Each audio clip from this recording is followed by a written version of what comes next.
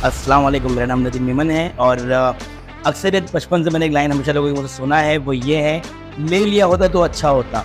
तो इसी प्रॉब्लम का सॉल्यूशन निकालने के लिए हमने फ्रॉम मुमरा टिल शिलपाड़ा करके बहुत सारी प्रॉपर्टीज़ आपके लाई है और स्पेशलिटी हमारी ये है कि हम सहूलत पर घर देने के लिए कोशिश करते हैं लोगों को। हमारी प्रॉपर्टी जो है वो रेडी टू मूव भी है, अंडर कंस्ट्रक्शन भी है। अगर किसी को 3 साल में पोजीशन चाहिए वो भी अवेलेबल है, 1 साल में चाहिए वो भी अवेलेबल है, रेडी टू मूव चाहिए वो भी अवेलेबल है, बैंक लोन फैसिलिटी भी अवेलेबल है, पिकअप एंड ड्रॉप, सबसे best part pickup and drop भी अवेलेबल जो मोबाइल में शायद ही कोई देता है। और मोर इन्फॉर्मेशन के लिए इस नंबर पर कॉन्टैक्ट करें, नंबर बिजी आए तो व्हाट्सएप पे मैसेज करें। आदाब, नमस्कार। मैं हूँ रेहान अंसारी, एमकेटी न्यूज़ में स्वागत है। हम सब मौजूद है बात करने के लिए कांग्रेस की नेता है राजू अंसारी, उनसे बात करेंगे मुमरा के कुछ अहम मुद्दे को लेकर। आपको बता दें जो है मुमरा में काफ़ी ऐसे मुद्दे हैं जो जिससे जो है लोग परेशान हैं। उसी मुद्दे को लेकर हम बात करने के लिए आज राजू अंसारी के पास आए हैं।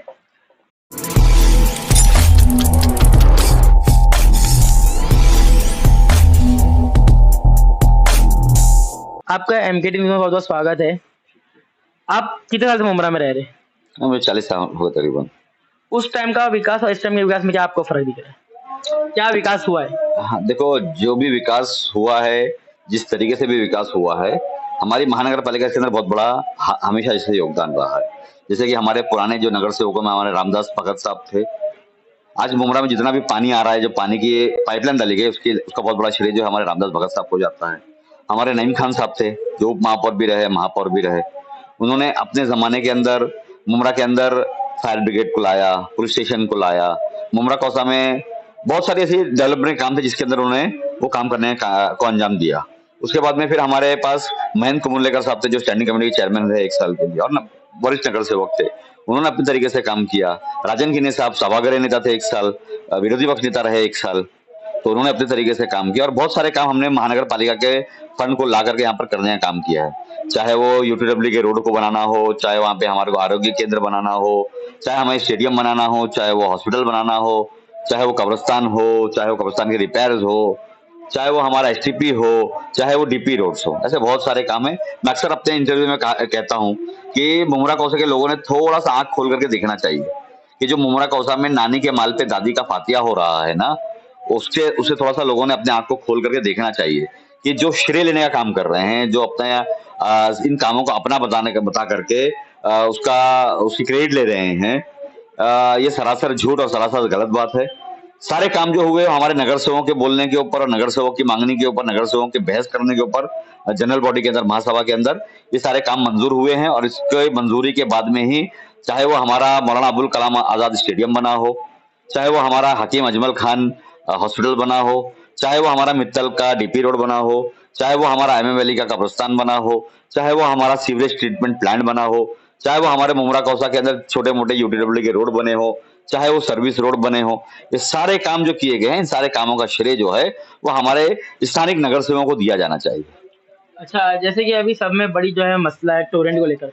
आप देखेंगे जो मुमरा में काफी गरीब तबका रहता है, ऐसे में जो है रोज कमाने और रोज खाने लोग रहते हैं, जिसमें बिल 1 महीने का बिल जो है एक ट्यूबलाइट और एक फैन के ऊपर जो 7-8 हज़ार रुपये आता है, उस पर क्या कहेंगे आप? मैं समझता हूँ कि हमारे मुमरा कौसा के लोगों ने एक जो अभी हमारा जो मानसून सत्र चल रहा है, मानसून अधिवेशन चल रहा है, इस अधिवेशन में रईस शेख साहब ने एक बहुत अच्छी बात कही है।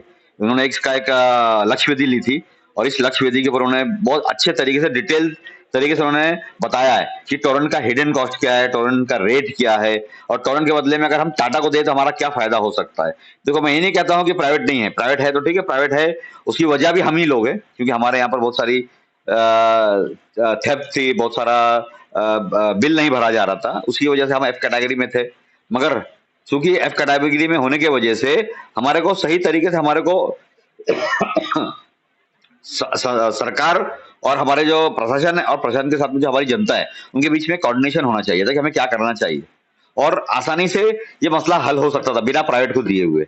मगर जैसे कि आप लोग जानते हैं कि इस प्राइवेट को लेने में कितना अंडर द बेल्ट किसको कितना पैसा मिला है, किसने इसके अंदर टोरेंट की दलाली की है, किसने इसके अंदर टोरेंट का काम करने के लिए बीजेपी के लोगों से हाथ मिलाकर के ये काम किया है, सभी को मालूम है, जग जाहिर है, ये पूरे मुमरा कौसा के लोगों को मालूम है। मगर अभी भी मैं कहता हूं कि जिस तरीके से रईस शेख साहब ने भिवंडी को लेकर के या मुमरा को लेकर के लक्ष्य वेदी ली और उसके अंदर उन्होंने कहा है उस तरीके के उस तौर के ऊपर अगर ये काम किया जाएगा तो मैं समझता हूं थोड़ा सा रिलीफ हम लोगों को मिल सकता है। मगर ऐसा होगा नहीं। क्यों नहीं होगा? कि जो यहाँ हमारे मुमरा कौसा के जो बड़े नुमाइंदे हैं, जो बड़े जो लोग हैं, वो नहीं चाहते हैं कि टोरेंट यहाँ से हटे, क्योंकि उन्हें अच्छा खासा यहाँ से मलाई मिल रही है, अच्छी खासा उनको अंडर द टेबल उनको पैसा मिल रहा है, इसकी वजह से वो नहीं चाहते हैं कि यहाँ से टोरेंट जाए। अच्छा, जैसे ये कब्रिस्तान को लेकर काफी सवाल उठते थे, ऐसे में हाल ही में एक वीडियो वायरल हुई थी, इसके अंदर कब्रिस्तान के अंदर पानी, कब्र में से पानी निकल रहा है, उस पर क्या कहेंगे आप? मैं तो ये समझता हूँ कि हमारे मुमरा, जैसे कि मैंने तभी मांगनी की है हमारे कमिश्नर साहब से कि इसके ऊपर एक इंक्वायरी बैठी जानी चाहिए, एक आयोग को बैठाना चाहिए कि जो कब्रिस्तान की जो जमीन है एमएम वैली की, ये जमीन हमें हमारे, क्योंकि वो आरजी का प्लॉट था और वो एक रिजर्वेशन रिजर्व प्लॉट था म्युनिसिपल कॉर्पोरेशन का। म्युनिसिपल कॉर्पोरेशन ने उस आरजी के ऊपर 37 का मॉडिफिकेशन करके कब्रिस्तान का रिजर्वेशन डाला। रिजर्वेशन डालने के बाद में म्युनिसिपल कॉर्पोरेशन ने उसके अंदर 2-3 मरतबा बजट दिया, चाहे वो पहली मरतबा 3.25 करोड़ रुपया हो, चाहे उसके बाद में 9 करोड़ रुपया हो, चाहे उसके बाद में 4 करोड़ रुपया हो, चाहे उसके बाद में 2 करोड़ रुपया, ऐसे मिला करके तकरीबन 16 से 17 करोड़ रुपया दिया। तो ये हमारी मेहनत का पैसा है, हमारे इलाके के लोगों के टैक्स का पैसा है, और जिसको किस तरीके से बेवकूफ बना करके खाया गया है। आज आप जाकर के देख सकते हैं 16 करोड़ रुपया उस मैदान के अंदर बाउंड्री वॉल करने में या मट्टी भरनी करने में खर्च किया गया। क्या सही में 16 करोड़ रुपया वहां पे खर्च हुआ है? बिल्कुल बिल्कुल। मैं सरासर इसके ऊपर मैं इल्जाम लगाता हूँ सयोना कंस्ट्रक्शन के ऊपर, जो उसने उस काम को किया है, उसके नाम से ही वो काम किया गया है। भले उसके पीछे, पर्दे के पीछे दूसरे लोगों ने पैसा कमाया हो, मगर एक्चुअल जो टेंडर पर जिसका नाम है उसका नाम सयोना कंस्ट्रक्शन है, मगर पर्दे के पीछे दूसरे लोग थे जिन्होंने इसके अंदर पैसा खाया है। मैं ये कहता हूं उन लोगों से कि शर्म करो, कम से कम कब्रिस्तान का पैसा तो नहीं खाना चाहिए था। अब दूसरे का करप्शन कर लेते, चलता था। और मैं खास करके यहाँ के लोकल जो जो उनके बॉस है, जो उनके गुरु हैं, जो जिनको अपना बाप मानते हैं, मैं उनसे भी कहना चाहता हूं कि कम से कम आप पूरे मुमरा को लूट रहे हो, पूरे मुमरा को खसोट रहे हो, मुमरा को खा रहे हो, कम से कम कब्रिस्तान को तो छोड़ देते थे।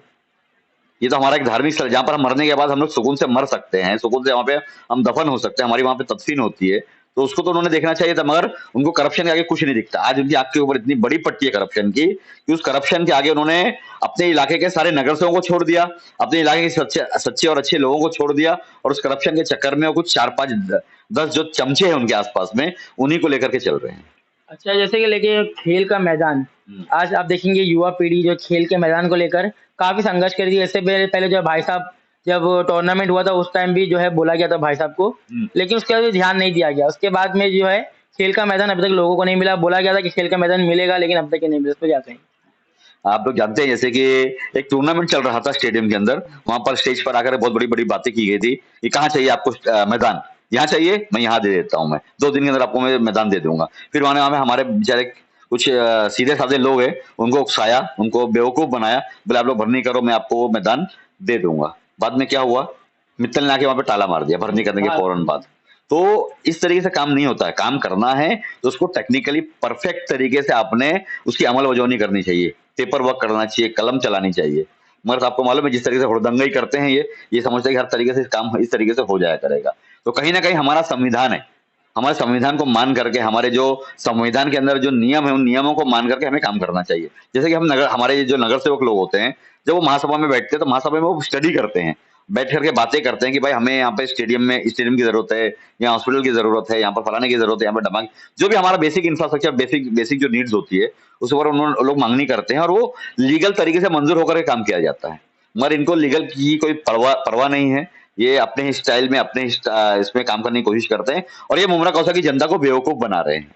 मुमरा कौसा की जनता को ये बेवकूफ समझते भी हैं और बना भी रहे हैं, और कुछ हद तक के वो कामयाब भी हो जाते हैं इसके अंदर, क्योंकि हमारे मुमरा कौसा की जो जनता है, जैसे अभी मैंने उस दिन देख रहा था, मैं एक वीडियो चल रहा था, मैंने जो कुछ बात कही कि भाई ये जो है स्टेडियम जो है म्युनिसिपल कॉर्पोरेशन ने बनाया है, या हॉस्पिटल जो म्युनिसिपल कॉर्पोरेशन ने बनाया है, तो वहां पीछे खड़े हुए कुछ लोग थे बेचारे, वो सीधे साधे लोग हैं, बोलते नहीं हम मुमरा कौसा के अंदर जो विकास हुआ है हमारे साहब ने ही किया है, ये साहब की वजह से मुमरा कौसा के अंदर विकास हो रहा है। तो उन लोगों को थोड़ा सा टेक्निकली जानने की जरूरत है, थोड़ा सा उन लोगों को समझने की जरूरत है कि आपके ऊपर एक अंधभक्त का चश्मा चढ़ा करके वो जो भी बात बोलता है उसको मानो मत, उसकी तह तक जाओ, उसको थोड़ा सा इंक्वायरी करो उसके बारे में कि जो बोल रहा है वो सच बोल रहा है या झूठ बोल रहा है। मैं उसके बारे में नहीं बोलता, अगर मैं भी कोई बात बोल रहा हूँ तो उसकी भी तह तक आप जाए, ये भी देखेंगे राजीव अंसारी जो बातें बोल रहा है वो सच है या झूठ है, ये आपको कैसे पता चलेगा? इसके लिए आपके पास एक बहुत बड़ा हथियार है, राइट टू इन्फॉर्मेशन एक्ट। आप आरटीआई के जरिए से म्युनिसिपल कॉर्पोरेशन में आप सवाल कर सकते हैं कि भाई ये फलानी चीज है राजीव अंसारी बोल रहा है, या फलानी चीज जो है वो फलाने हमारे मिस्टर 10% बोल रहे हैं, तो इसमें सच्चाई क्या है? तो ये सब चीजें होनी चाहिए, और मुमरा कौसा के लोगों ने थोड़ा सा अपने अंदर सियासी शोर पैदा करना चाहिए। अगर पैदा करेंगे तो उनका काम अच्छे से आसान है। हॉस्पिटल का जो है 150 करोड़ के प्लस खर्चा बताए, लेकिन ग्राउंड प्लस 3 का हॉस्पिटल था, ग्राउंड प्लस 1 भी है अभी तक, वो भी अभी तक पूरे तरीके से लोगों तक पहुंचा नहीं है। इस पे क्या कहेंगे आप? मैं आपको एक बात बोलना चाहता हूँ, जैसे कि हमारे बहुत सारे बिल्डर दोस्त हैं, मेरे वालिद साहब खुद एक बहुत बड़े बिल्डर हुआ करते थे, और मुमरा कौसा में जो जनता है वो भी जानती है कि आप अगर एक इलीगल बिल्डिंग में अगर फ्लैट लेने जाओगे तो 1500 से 2000 में फ्लैट मिल जाता है। 1500 रुपया स्क्वायर फीट से लेकर के 2000 रुपया स्क्वायर फीट में फ्लैट मिल जाता है। आप लीगल में चले जाओगे तो 4000 से 5500 के इस पर स्क्वायर फीट के रेट में उनको फ्लैट मिल जाता है लीगल के अंदर।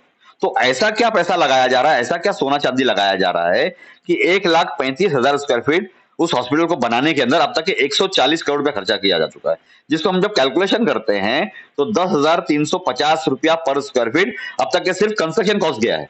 जमीन तो हमारी महानगर पालिका की थी, जमीन तो महानगर पालिका खुद ने लिया हुआ है और दिया है उसको काम हॉस्पिटल बनाने के लिए।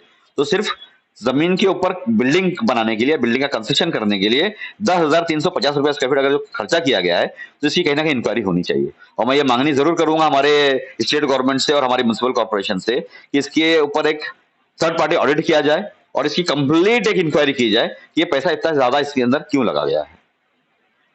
तो जैसे कि आप लोगों ने देखा, हमने जो है बात करी है राजू अंसारी से, क्या कुछ उनका कहना है आप वीडियो को बताएंगे। देखते रहिए MKT news, cameraman Aijan Ansari, Mumbra.